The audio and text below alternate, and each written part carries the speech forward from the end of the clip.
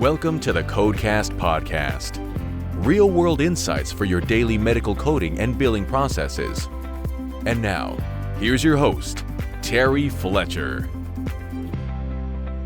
Hello, everyone, and welcome to the Codecast podcast today. My name is Terry Fletcher.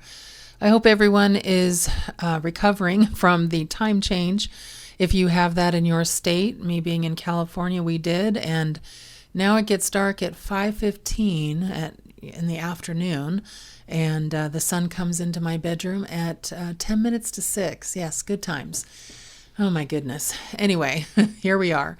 So today I wanted to talk about something that just got published in a CPT Assistant, which I thought was interesting because this comes up all the time in discussions with E&M codes and how to level a service, and does the coder or the physician or the auditor, who makes the determination on what is considered acute versus complicated, and on about that.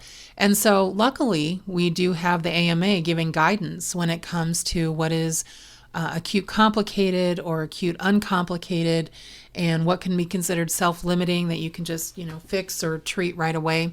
And I know also this comes into play sometimes with urgent cares who have patients that come in and they just want to get what they want and leave. Typically they want antibiotics, and you've got a lot of doctors saying, but wait, antibiotics is not appropriate for this. And then they get complaints and say, okay, well, I'll give them to you, but I'll tell you only take them if this, and patients take them anyway.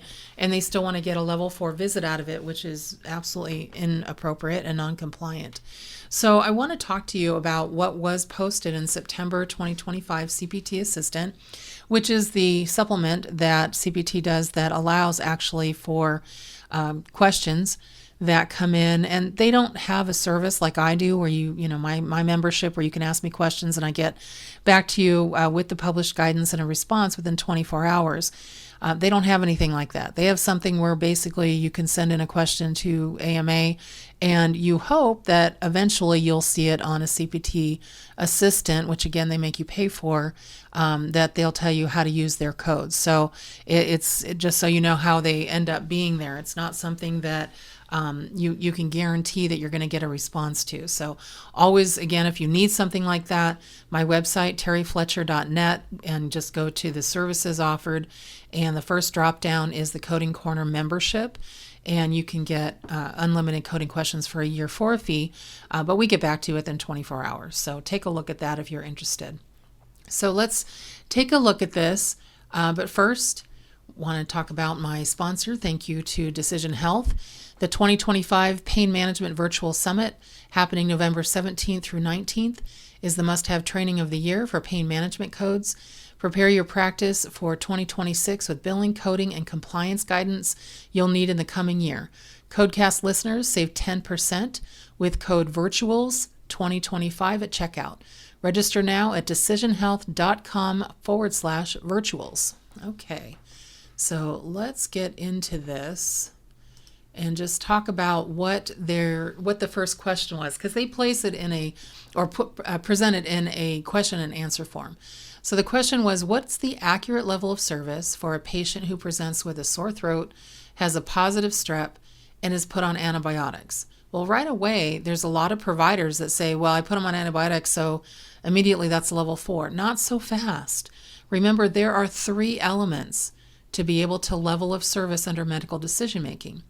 And the response was the September CPT 2025 CPT Assistant said that this level of service is a level 3. Now, how does that level out? So basically, you need 2 of 3 elements to meet or exceed the requirements for a service. The patient presented with an acute uncomplicated condition, which is a sore throat, had 1 lab test, which was the strep, and was given a prescription. So again, some practitioners think that writing a prescription automatically means level 4 visit. It doesn't. You can even substitute otitis media or any other acute uncomplicated condition for the presenting problem, and it audits at 99213. And the reason I really kind of liked that they finally put this out there is that in talking to primary care, general practice providers, and again, sometimes urgent care, realize that, prescription drug management isn't just writing a script, it's management, meaning you want to know, are they going to be at goal? What is your expectation? Will you have to manage them to come back? But when you say PRN, here's your, Z-Pack for 5 days, that's not going to get you a, prescriptive level 4 for, for the entire visit. There's just no risk there. You're saying take this and be on your way and just let us know if there's a problem. But when you look at the needing 2 out of 3 elements, number and complexity of problems addressed, you've got acute uncomplicated illness with the sore throat. That's low. That's 1. Amount and or complexity of data to be addressed and analyzed, you've got minimal because you just did 1 test. And you don't need to do another test. And remember, it's per CPT code. So even if you did, let's say that you thought maybe the patient had COVID or something and they came in with a cold. Well, there's also a flu COVID test that's a combined service. That would still be just 1. And so you would be in, minimal in that point. And then that's 2 out of 3 right there. I could stop as an auditor and say, done. Now, do you get prescription drug management for the moderate risk on the risk of complications and or morbidity and mortality of patient management? Some auditors will give it to you. I might not, only because, again, you gave them an antibiotic and said, be on your way. So that's where it gets a little bit subjective, I should say, with the auditor, because where's the management if you don't have to follow them? If you don't have to say, I want to know how this script worked out, so please come back and see me to make sure you're okay. I want to make sure I know if there's any drug interactions, or was there documentation that you couldn't give them one drug or another because you didn't want to negatively interact with another prescription they might be taking. I don't usually see that in the documentation. I say here's an antibiotic, and they send you on your way. Now let's just say that the auditor you got said, yes, you get the prescription in a moderate. You still only have 2 out of 3. Now let's take it a step further. What about a patient who does present with a cough instead of a sore throat? They're tested for COVID, flu, and strep and given a prescription. Is that a level 4? Well, again, it depends on the codes used for the point of service tests. And there's a combination of codes, as I mentioned, for the tests for the COVID and the flu A and B that are reported with the same CPT code. So if your group is using one of those tests, then you may have to realize that you wouldn't get credit for all the tests individually because it is per unique test. So, and a lot of the CLIA-Wave tests can be done in the office. And the quick strep test, again, you have to look at that as far as, is that 2 unique lab tests or is that 1? And again, those visits now audit at level 3. So, what takes it to a possible level 4? Well, let's say you have a patient that you're coming into your office and they've got COPD. So, they've got that obstructive disorder. They have labored breathing, shortness of breath, weakness, but they still have that cough. That's the primary reason they're coming in. And they said they've had it now for 2 weeks and now they can't breathe very well. And so now your physician orders a pulmonary function test along with the combination COVID and flu test, also a quick strep test, because the exam said, well, I'm concerned that it's more than strep based on what the physical exam said, and orders not only a prescription cough syrup, but ordered a breathing nebulizer as well because they were concerned also with the COPD. Well, now you have a level 4 because you are using data and risk as well. Now, you still may have one acute uncomplicated illness, but if the patient's also got COPD, that could take it to moderate based on that patient may have it tied to that, and it could be considered their chronic condition exacerbation, moderate. Plus, now you've got your 3 tests that you need to be able to say that this was a moderate data.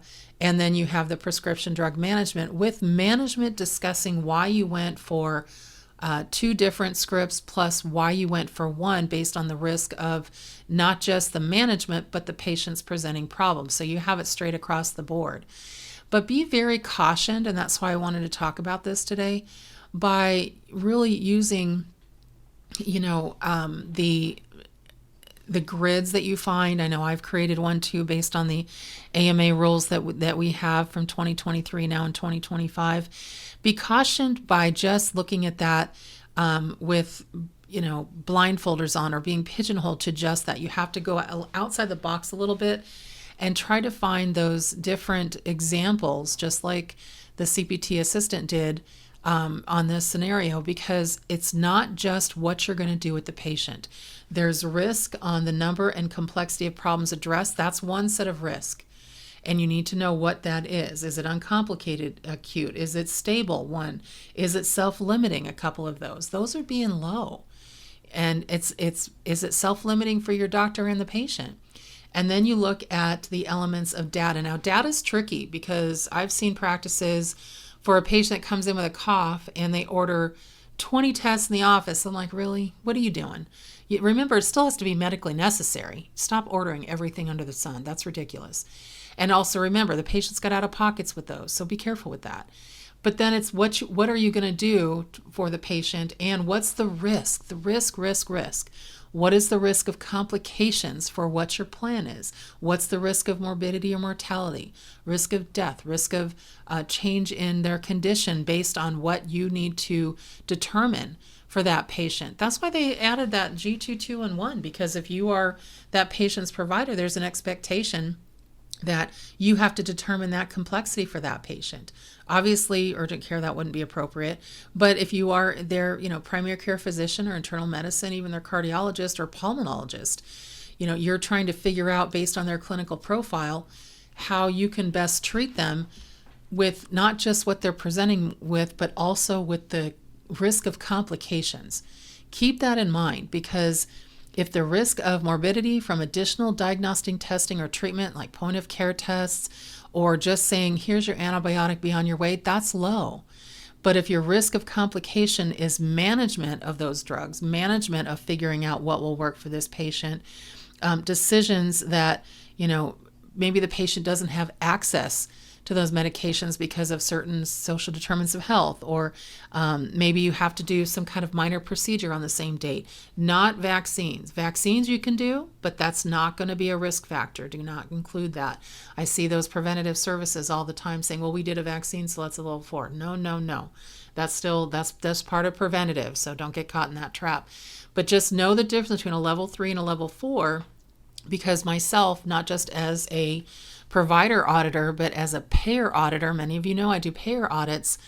Level 3s are looked at now just as much as level 4s, and mostly for upcoding. So, some payers are now calling a lot of things level 2s, but they're also starting to add to their payer policies that automatic downcode. And I don't want you to get in that trap. They're saying we're seeing too many level 4s and 5s because the one thing that's unfortunately too easy to get to a level 4 is if a patient has 2 or more chronic illnesses that are stable. So you're managing, let's say 3 different chronic illnesses, hypertension, diabetes, hyperlipidemia, and you say they're all stable. You do a couple tests or order a couple tests, and then you say, continue medications. More than that, hopefully. You basically say, are they or are they not at goal? You talk about the dosage, why you haven't continued on this, what the next step is. You need to do more management than just saying continue medications. If you do that, I won't give you credit. And that's to keep you safe. It's to make sure that you're not dealing with a payer automatic download or downcode that you want that fought. So just trying to keep you in the loop of what payers are doing, making sure that you are safe in your practices, that you're compliant in your practices, and that you're not over or under coding. Now, I also wanted to bring up something that came out in the day I'm recording, came out in today's news alerts. Be careful of ChatGPT. They just posted that they are no longer going to be posting legal, financial, or medical advice, which I think is a good thing, due to some misinformation. I hate that word. Oh my God, so political. But how about wrong information? And so, and cited references. So just keep that in mind if you're using any kind of AI, that it may not be specifically accurate, because if they're the premier that everyone's using as far as, being able to use a plug and play type AI, you may find yourself in some hot water if you continue to use that when they said we're not going to do it anymore. It's like, oh, shoot, what do we, we have to be careful. Okay, well, for those of you that know I'm a Steelers fan, we did win our game against the Colts, so I'm so happy. We're now 5-3, and a couple of other teams in my division of AFC North lost, so we are still number one. I'm pretty happy, but we play the Chargers at Sunday Night Football next Sunday, so I'm a little bit nervous about that. But hopefully we fixed our defense and we'll come out ahead because, I just live for my football. All right, everyone. Hopefully you have a good rest of your week. You're enjoying the fall weather. But thank you for listening to the Codecast podcast and make it a great day. For more information on medical coding, billing, auditing, and compliance, including how to hire Terry, follow Terry on Twitter at TerryCoder1 or visit her website at www.terryfletcher.net. Podcast producer Joe Kuzma. Music producer Dassassin Music.